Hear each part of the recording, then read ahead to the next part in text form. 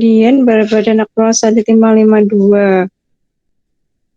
Kemudian baby sebelum hamil 45, Lila 24,5. Ini usianya benar 29 ya? Enggak 30 ya?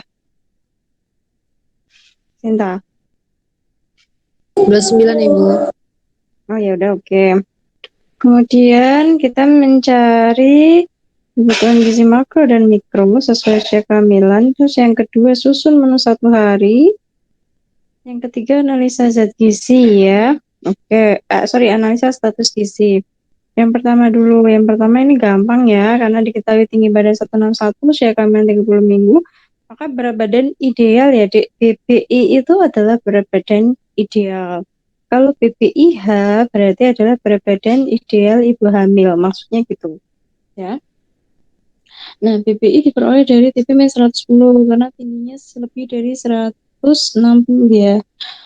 Ketemunya 51 kilogram itu BBI ideal si wanita tadi ketika belum hamil ya. Dikasih satuan ya, Dek. Dibiasakan kalau nulis hasilnya diberi satuan biar nggak bingung BBI itu apa, satuannya apa gitu ya. 51 kilogram.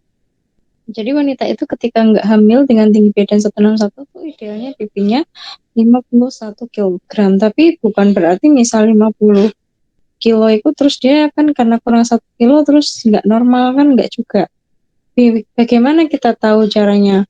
Lah kan bisa dicek ulang dengan perhitungan IMT bisa, karena usianya tadi berapa ini usia ibu hamil nomor 1. Kita pokoknya coba di scroll ke atas tesnya, Dek. Soalnya nggak ada usia ibu hamilnya ya. Kita anggap ibu hamilnya ini dewasa karena udah 161 dan lagi hamil. Ya, jadi bisa pakai status gizi dengan IMT lah. Nanti dicocokkan, misalnya IMT itu kan BB per TB kuadrat. Nah, BB ketika BB-nya 50 kilo, dibagi dengan 161 itu, dijadikan meter, itu apa namanya, hasilnya normal apa enggak? Sih normal sih, jadi enggak harus sih BB ideal itu memang akan menyebut satu hasil, satu angka, tapi bukan berarti kalau kurang 1 kilo ya enggak normal gitu. Kamu cek ulang dengan mengkaji status gizinya, gitu bisa. Karena kan ada range ya, wong IMT aja range-nya 18,5 sampai 25, yang versi lama itu dikatakan status gizinya masih normal gitu. Ya, itulah ini BB idealnya, tapi ini nyebut satu angka nggak apa-apa, memang rumusnya begitu. BB idealnya ternyata si ibu itu tadi ketika belum hamil adalah 51 kilogram. Next ke bawah, Dek. Nah, karena enggak. Nah, ini karena ditanyakan BBIH, rumusnya adalah BBI plus UH kali 0,35. Kenapa 0,35? Karena secara kalau dipukul rata-rata berat badan ibu hamil itu nambah 0,35 kilogram per minggu kehamilan. Nah, jadi kalau dia hamilnya 30 minggu dikalikan aja 0,35. Penambahannya berapa? Jadi 51 ditambah sekian jadinya 61,5 kilogram. Itu berat badan ideal ibu hamil. Nah, kasus-kasus ini kapan pakai BBI, kapan pakai BBIH, itu kemarin sudah kita bahas bahwa BBI atau BBIH itu dipakai ketika apa? Pertama, si ibu tersebut dia status gizinya malnutrisi. Mal itu berarti bisa gizi kurang atau gizi buruk atau gizi lebih atau obesitas, overweight, obes, kurang, kurus, sangat kurus gitu ya. Itu berarti pakai aja BB ideal ya. Atau yang kedua, kenapa? Ketika seseorang itu dia lupa saya Mbak, kemarin itu berat badannya berapa waktu belum hamil gitu lah, itu langsung aja pakai BBI enggak apa-apa itu ya. Nah, kemudian karena apa? Kalau dia mengalami malnutrisi, kalian pakai BB aktual ya nanti dia akan tetap malnutrisi kondisinya ya kan. Tapi kalau pakai BB ideal, nah dia akan memenuhi kebutuhan gizi yang seharusnya harus dia penuhi dengan berat badan ideal supaya dia mencapai berat badan yang ideal begitu ya. Nah, berarti kesimpulannya BBA atau berat badan aktual boleh dipakai ketika apa? Pertama, ketika rumus Mifflin. Jadi sudah saya jelaskan ya, kan ada banyak rumus untuk perhitungan gizi, kebutuhan energi. Bisa pakai AKG, bisa pakai Harris, Broca, Mifflin, IOM, begitu kan? Kalau dengan plus minus masing-masing, kekurangan kelebihan masing-masing. Kalau AKG itu kan harusnya dipakai sekelompok orang, segolongan orang ya, dengan jenis kelamin tertentu dan usia tertentu. Tapi bisa dikonversi menjadi AKG individu, kebutuhan gizi atau energi dan protein dan seterusnya itu individu dengan catatan dengan penyesuaian berat badan ya rumusnya.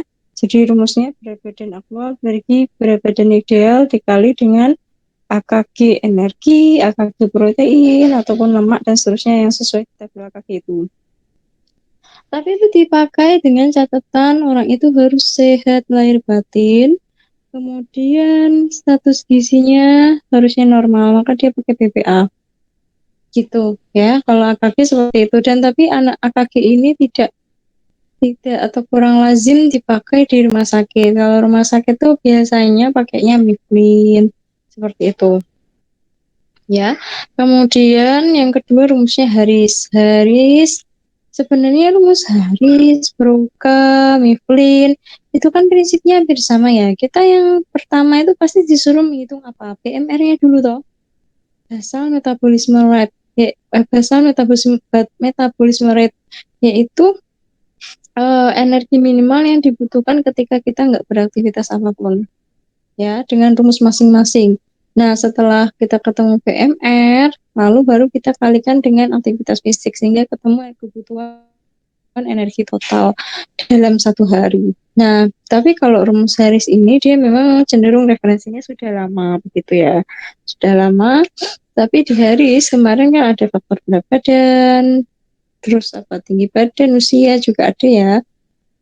Rumusnya memang agak panjang. Terus kalau yang Broca itu rumus yang paling mudah dihafal, ya kan, nggak perlu senjata apapun. Kalau AKG kalian harus hafal gitu, atau minimal bawa tabel AKG kan. Kalau Haris harus hafal rumus Haris. Mifflin juga, IAM juga rumusnya panjang. Kalau Broca kan rumusnya gampang. Ya, tapi kalau Broca ini kelemahannya dia tidak memperhitungkan faktor umur secara spesifik di dalam rumusnya. Ya kan, coba kalian cek lagi. Broca itu kan dia tidak ada faktor rumus, tinggal dikalikan berapa, seperti itu ya. Nah, jadi itu juga kurang lazim juga kalau dipakai di rumah sakit. Maksud saya nggak banyak rumah sakit yang memakai rumus itu, mengacu pada rumus itu tuh enggak, gitu ya. Memang ada plus minusnya. Terus kemudian yang Mifflin, nah Mifflin ini dia rumusnya panjang, tapi ada berat badan, tinggi badan, ada usia dimasukkan semua ya. Tapi catatannya kalau Mifflin ini dia dipakai yang pertama untuk usia dewasa, ya. Kemudian dia harus pakai BPA. BPA. Jadi diupayakan BPA. Kalau dia pakai BPA berarti status gizinya harusnya normal, ya. Diingat baik-baik ya. Jadi itu kalau misalnya hari sama Broca gimana, boleh pakai PPA atau pakai PPI. Dilihat aja status gizinya gimana, normal nggak. Kalau normal ya udah pakai PPA. Kalau nggak normal boleh penyesuaian dengan PPI. Atau nanti kalau nggak normal sebenarnya dibahas di dietetika degeneratif sih. Supaya jadi normal ada penambahan kalori atau pengurangan kalori sekian bertahap ya, supaya yang obes jadi normal, yang kurus jadi normal seperti itu. Atau langsung pakai BPI kalau status gizinya nggak parah ya, dari normal begitu. Kemudian kalau yang apa tadi, Mifflin ya, kalau Mifflin ini memang rumus yang lazim dipakai di rumah sakit karena dia ada memperhitungkan faktor usia seperti itu. Tapi catatannya tadi dia lebih menekankan pada orang yang dewasa dan pakainya BPA, jadi status gizinya harusnya normal ya. Kemudian kalau IOM, IOM ini rumusnya juga komplit ya. Jadi dia langsung mencari TEE atau total energi expenditure ya. Itu sudah include BMR dikali dengan aktivitas fisik. ya kan? Maka di rumus TEE kalau punyanya IOM itu kan TEE di situ ada dikalikan dengan PA physical activity, ya kan? Nah, itu juga komplit. Dan IOM ini bisa dipakai untuk berbagai kelompok usia, ada anak-anak, remaja, dewasa, lansia, ada semua. Hamil juga ada tambahannya, komplit juga. Jadi ini juga lazim dipakai sih gitu. Ya, itu kemudian eh, kita lanjut lagi kembali ke sini. Yang soal nomor 2 itu diketahui usia kehamilan 20 minggu, trimester 2, usia 29, TB sekian, BBA sekian, kemudian BB sebelum hamil 45, sila 24,5. Yang ditanyakan kebutuhan makro dan mikro sesuai usia kehamilan. Tapi kayaknya kemarin saya revisi makro aja ya, mikro nggak usah ya. Kalian masih menghitung mikro? Enggak, saya hitung Bu yang mikro. Iya, ya udah itu di delete aja nggak apa-apa. AKG, habis ini nanti minta tolong Ilya disiapkan untuk membuka AKG ya, Dik ya. Nah, kemudian kita ini dulu, bahas ini dulu. Jadi kalau AKG oke, dihitung status gizi normal. Normal apa enggak? Ini berarti AKG sebelum ibu hamil. Ingat ya, prinsipnya ketika menghitung ibu hamil itu, kalian hitung aja kebutuhan energi sebelum dia hamil. Jadi seperti orang normal pada yang saya contohkan pada orang vegan kemarin. Jadi anggap aja dia ketika sebelum hamil itu berapa kebutuhan energinya. Lalu karena dia hamil, tambahkan aja kebutuhan energi sesuai trimester kehamilan. Udah, prinsipnya itu untuk semua rumus, prinsipnya sama. Ibu menyusui juga gitu. Jadi berapa kebutuhan energi ketika dia tidak menyusui atau sebelum menyusui, atau ketika masih gadis lah gampangannya gitu. Lalu kalian tambahkan dengan apa namanya tambahan zat gizi selama kehamilan trimester berapa atau selama 6 bulan menyusui pertama dan 6 bulan menyusui kedua kayak gitu ya, jadi nggak usah bingung. Nah, sekarang kita cek pakai AKG, ternyata dihitung dulu MT-nya, status gizinya normal ya, oke. 18,73. Mungkin kalian ini ya sambil cek ya dek, kategori klasifikasi IMT yang terbaru sama atau beda gitu ya. Kemudian yang energi, wah ini ditulis BPA gadis ya. Oke lah, tapi nggak usah ya, nggak apa-apa ya. Jadi energi adalah BPA sebelum hamil maksudnya, jangan gadis sebelum hamil ya. Kalau gadis nanti bisa jadi pas gadis dia 40 kilo karena udah menikah dia makmur ya, makan tidur gitu tinggal jadi 45 kilo terus pas hamil dia naik lagi. Jadi BPA sebelum hamil ya maksudnya. Ini saya gampangnya kemarin bilang gadis-gadis aja supaya kalian ingat gitu ya. Jadi BPA sebelum hamil dibagi BPA AKG kali AKG energi. Oke.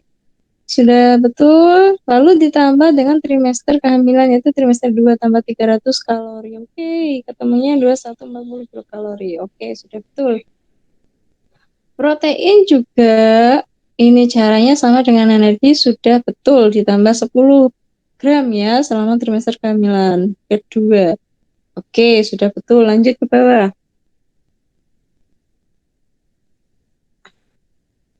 Untuk yang lemak ini juga sama, udah betul. Dikali dengan apa tuh itu tuh AKK. Iya Bu, angka kecukupan karbohidrat. Oh, AKL. Ya udah. Dikali 65 ditambah 2,3 jadinya 55,48 gram. Oke. Kalau karbo dikali AKK atau AKGKH gitu juga bisa sih, AKG angka kecukupan gizi karbohidrat gitu ya. Terus ditambah dengan AKG trimester 2. AKG karbohidrat trimester 2. Oke, ketemu sudah. 334 ya. Oke.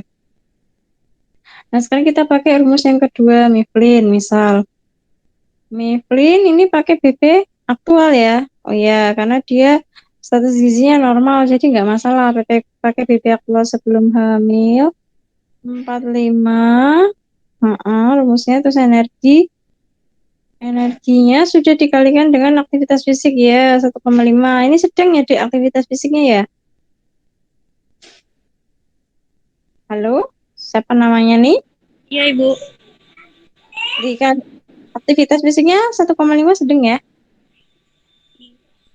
Iya, kayak ringan kayaknya, Bu. Ringan. Yang sedang itu 1,6.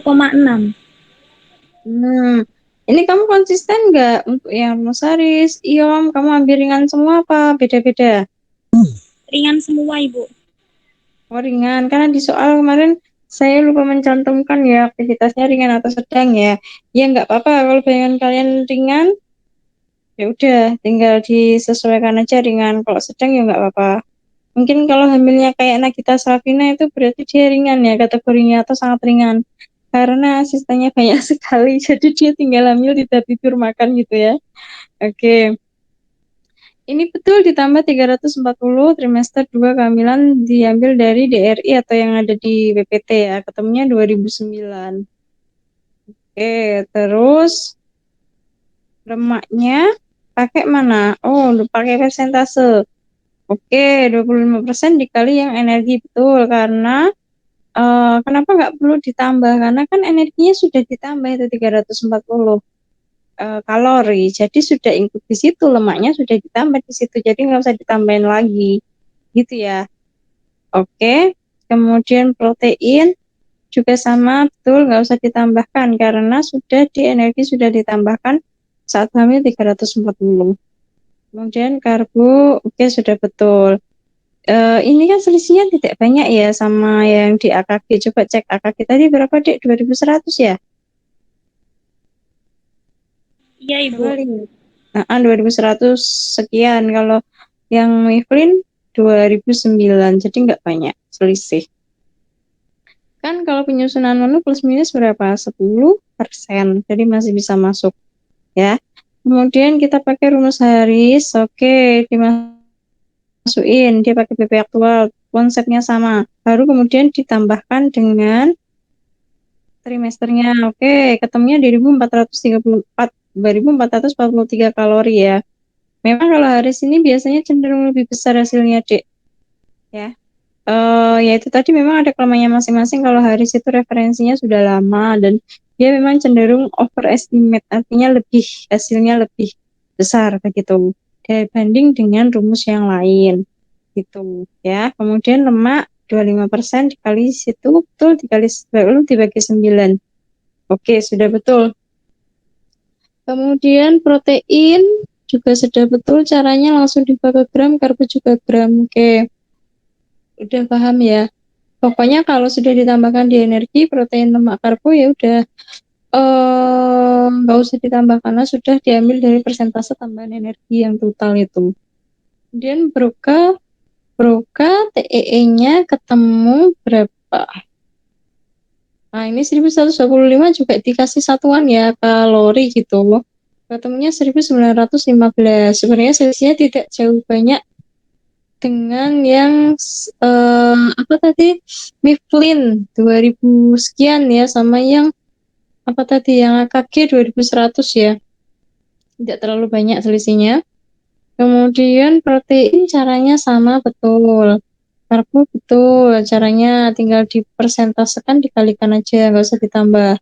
Lemak juga 53,19 gram. Oke, sudah betul. eh ini kok nggak ada tapi ya yang pakai protein yang pakai anu ya, protein yang pakai gram itu loh 0,9 gram per kilogram berat badan ketika hamil seperti itu nggak ada ya? Bisa pakai itu ya, Dek. Jadi kalau misalnya protein, nanti kan misalnya pada ibu hamil, ibu menyusui, atau pada bayi balita, ada yang rumusnya pakai gram per kilogram berat badan, pakai yang itu juga nggak apa-apa. Jadi nggak usah persentase. Lalu gimana sisanya? Ya sisanya boleh pakai persentase, tetap nggak apa-apa. Lemak 25% dari energi lah, ketemunya kan segitu. Terus karbohidrat gimana? Ya udah tinggal dikurangi aja tuh dari energi total, min protein, min lemak itu juga bisa. Lalu dibagi 4. Itu ya. Tidak usah bingung, memang di gizi itu ada banyak jalan menuju Roma. Sama seperti kalian dikasih senjata mau pakai TKPI atau BMP, sama aja prinsipnya. Memang nanti hasilnya nggak bisa sama persis plek gitu, susah ya. Sama seperti kalian menyusun menu nanti. Menyusun menu satu kelas mesti misalnya saya tadi bilang acuannya pakai IAM yang ibu hamil gitu ketemunya 2225,69 kilokalori. Satu kelas saya yakin pasti beda-beda nanti ketemunya menunya. Ya kan? Nggak apa-apa.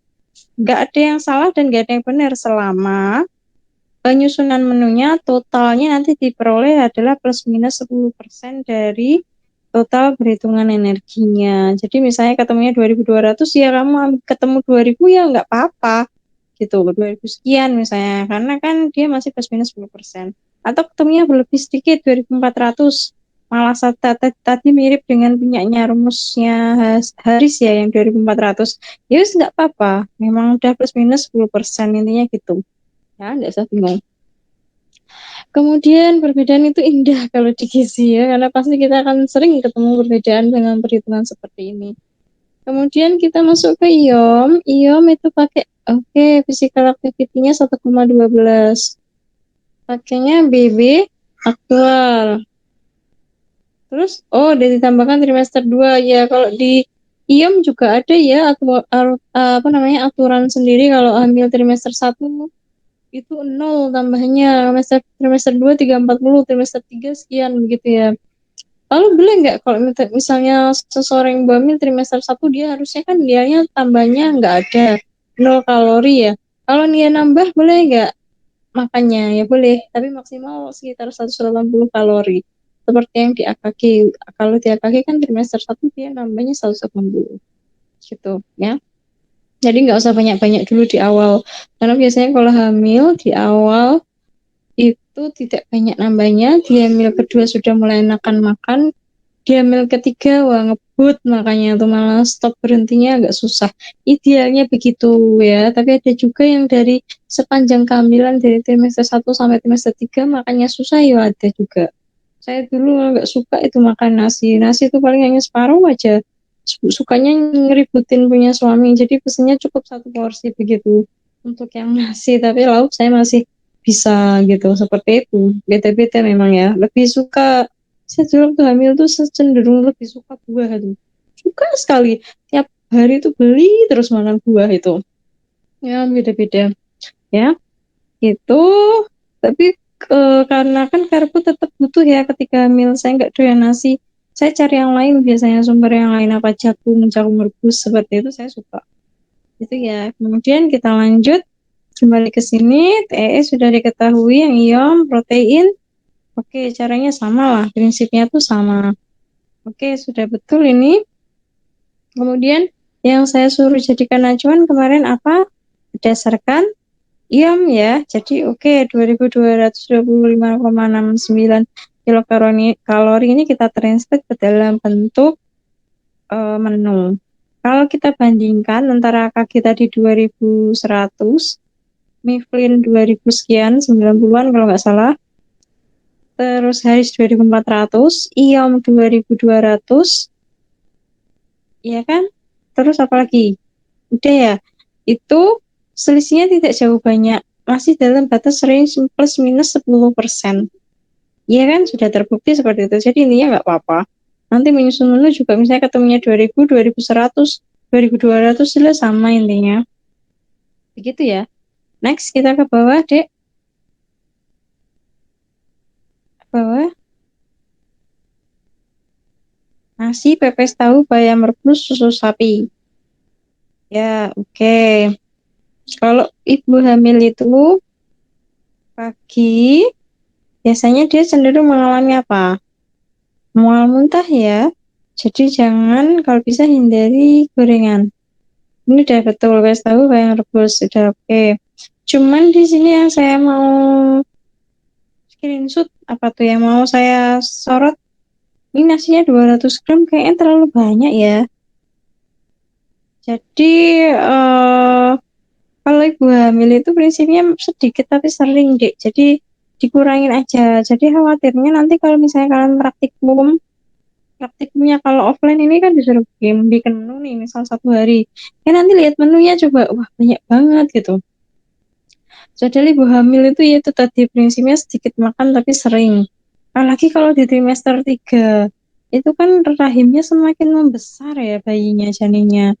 Itu kan menggencet, ibaratnya itu menggencet lambung. Nah, lambungnya kapasitasnya menjadi berkurang, jadi makan sedikit udah kenyang. Seperti itu, jadi memang sedikit-sedikit tapi sering. Jadi kalau 200 gram saya pikir terlalu banyak ini. Nanti dikasih ideal aja 100 gram udah bagus. 100 atau 150 begitu. Nah, sisanya kemana? Lebih kasih banyak di selingan aja. Begitu ya. Oke. Nah, ini tapi secara overall worth-nya udah oke, bara kotornya udah, bara BDD udah dicantumkan, BDD bersih dalam satuan gram juga udah, kemudian kandungan energinya, protein, KH, dan lemak, ini pakai apa dek? Pakai apa namanya? Pakai BMP apa TKPI? Pakai dua-duanya Ibu. Ada yang dari BMP, ada yang dari TKPI. Oh ya udah oke. Mm-mm. Pepes tahu. Ini tapi kalau pepes tahu mau ditambah dengan daging sapi juga enak. Jadi daging sapinya diiris kecil-kecil gitu, enak gitu. Bisa juga maksudnya ya. Jadi nambah nambah zat gizi juga kan. Jadi nggak harus nasinya yang banyak. Ini saya tahu nih nasinya dibanyakin supaya cepat cepat perhitungannya cepat terpenuhi ya kan. Gitu ya. Oke, kemudian buahnya oke alpukat yogurt. Dibikin apa ini alpukat sama yogurt? Sendiri-sendiri apa bisa? Sendiri-sendiri Ibu. Oh, sendiri-sendiri boleh. Atau mungkin misalnya mau dibikin salad buah juga kan enak ya, lebih bagus juga gitu. Gak apa-apa. Terus siang nasi ayam brokoli, wortel rebus. Brokoli sama wortel rebus itu diapain, Dek?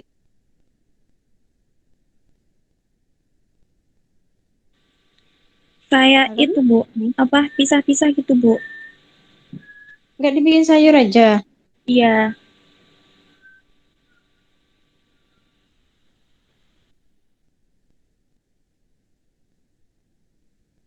Sayur apa?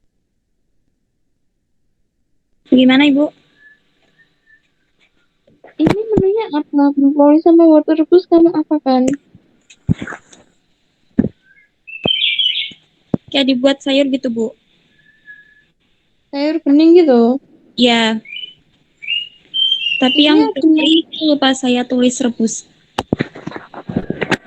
Ini kayaknya ada yang kurang ya, Dek. Tambahkan satu kolom itu bukan menu, ya benar menu, tapi di sebelahnya itu ditambahkan bahan. Jadi tidak bingung, ditambahkan bahan. Ya, jadi antara menu dengan bahan itu beda. Ya, bedanya di apa nih? Apa itu namanya? Kalau misalnya seperti ini, jadi saya bingung. Anggapannya bayam rebus, bayam cuma direbus terus dimakan begitu atau dibikin sayur bayam. Kalau menunya kamu tulis sayur bayam, lalu komposisinya bayam rebus aja, ya udah enggak apa-apa. Artinya berarti sayur bayamnya bening, bener-bener bayam aja, nggak ada wortel, nggak ada yang lain. Terus kemudian brokoli sama wortel rebus. Lah ini menunya apa? Harusnya ditulis menunya. Sayur bening lagi, misalnya sayur bening brokoli, misal kayak gitu. Ya nggak apa-apa. Nanti di uraian baru kamu tulis brokoli rebus, wortel rebus seperti itu. Nah ini di menu juga bingung ayam diapakan? Ayam mau direbus aja, apa digoreng, apa diapain? Diapain, Dek? Ayam rebus Bu. Ya itu saya lupa nambahin yang bahan soalnya kertasnya itu nggak muat. Waktunya itu aja jadi geser kecil aja. Terus ini biar kamu supaya nggak supaya kamu muat. URT-nya itu udah aja kasih apa tuh namanya. Udah nggak apa-apa kalau URT kamu tulis gelas potong gitu nggak apa-apa.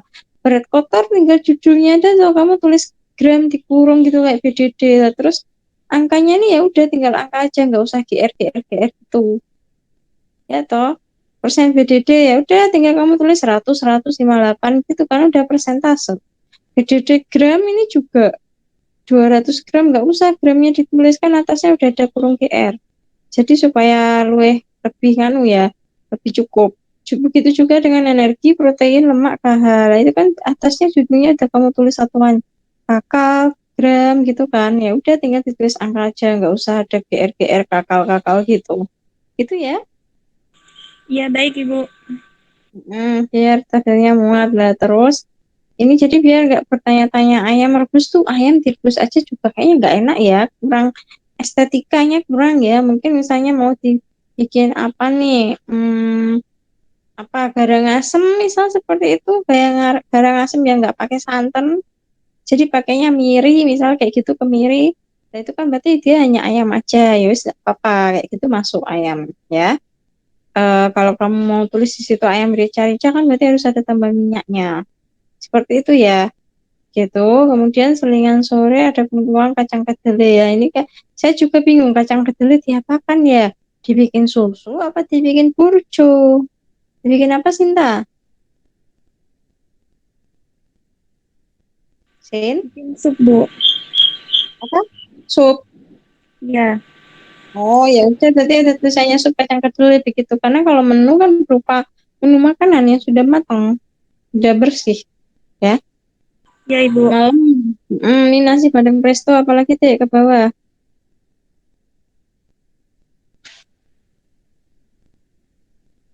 Padang presto, jamur tiram, susu kedelai. Lah ini jamur tiram diapain?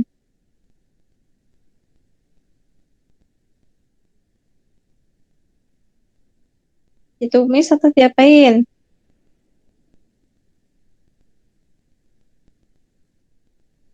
Halo, Sinta? Iya, Ibu. Jamur tiram ditumis. Iya. Nah, kalau ditumis berarti butuh tambahan minyak. Ya, bandeng Iya. presto digoreng enggak?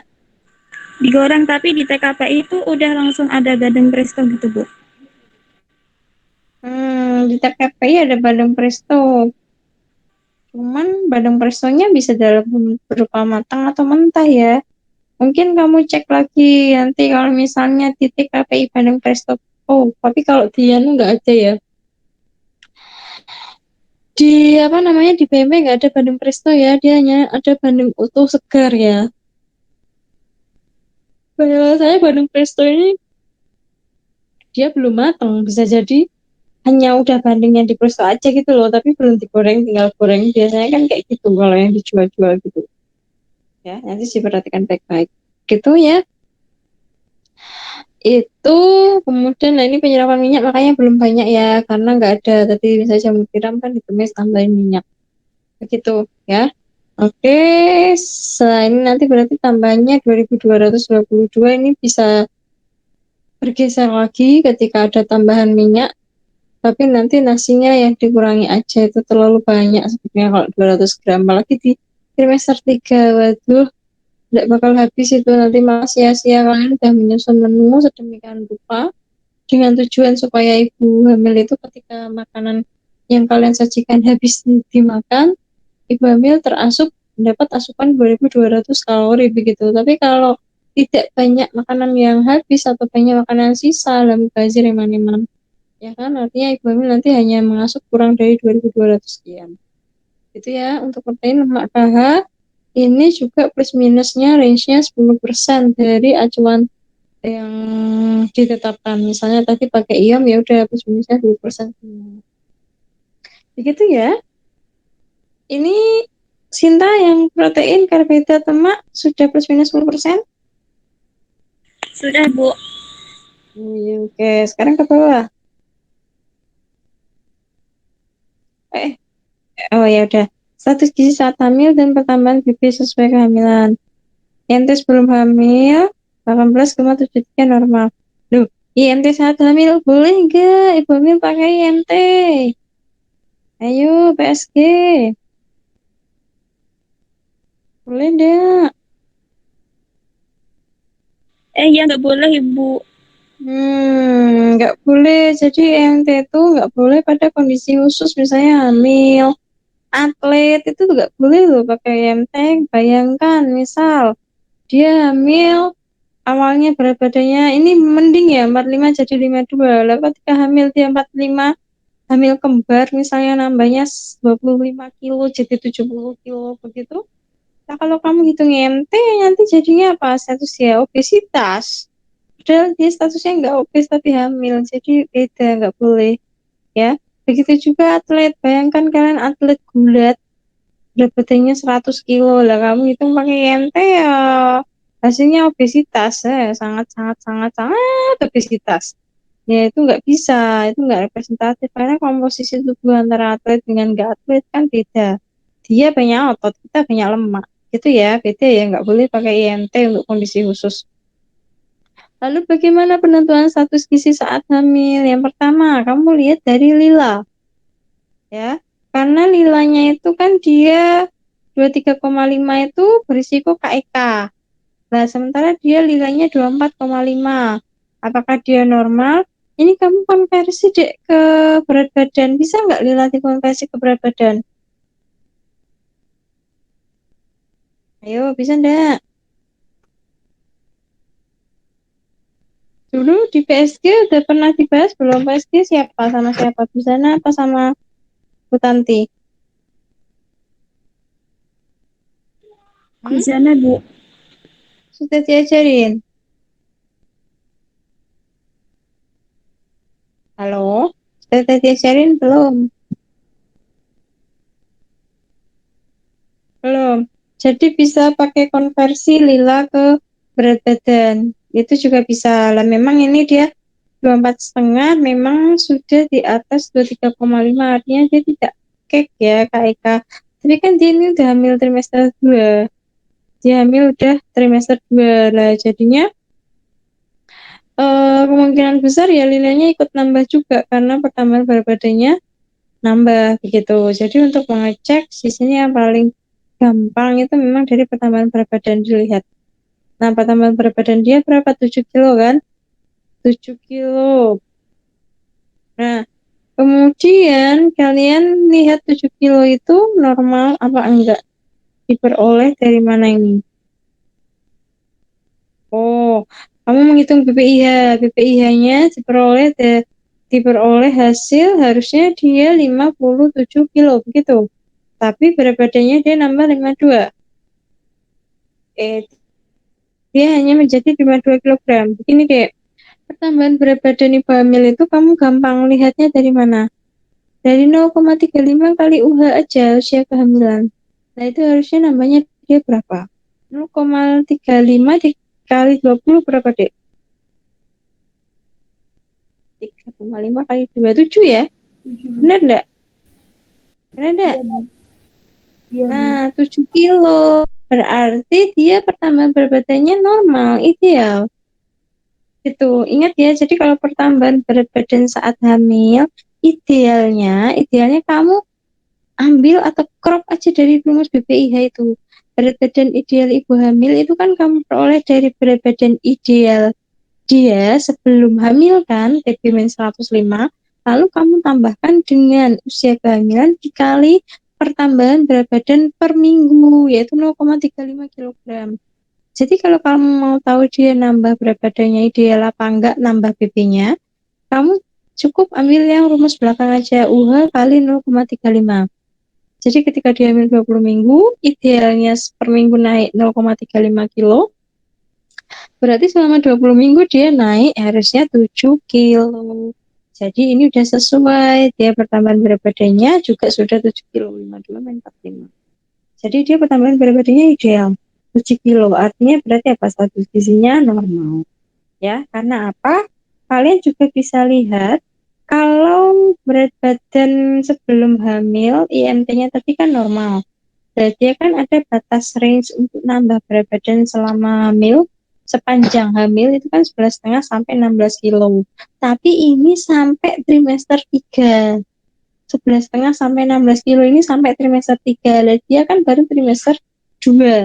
Sudah naik 7 kilo, berarti sudah bagus. Karena tadi kata kuncinya pertambahan berat badannya sudah standar dari UH kali 0,35, yaitu ketemunya 7 kilo. Sudah nggak apa-apa. Nanti di trimester 3 dia akan naik lagi, dan biasanya trimester 2 menuju trimester 3 itu pertambahan berat badannya sangat pesat. Kalau semester 2, trimester 1 awal itu seret, memang nambah berat badan tuh susah, apalagi dia mau muntah, nggak nafsu makan. Tapi kan nanti begitu trimester 2 menuju trimester 3, kalau mau mitoni itu orang Jawa apa 7 bulan, Nambahnya pesat itu, cepat itu, kalau nggak dikontrol malah bisa berlebih nanti. Begitu. Jadi ini dosis 2 dia nomor 70, artinya sudah disimpulkan pertambahan berat badannya sudah ideal, status gizi hamilnya sudah oke. Gitu ya.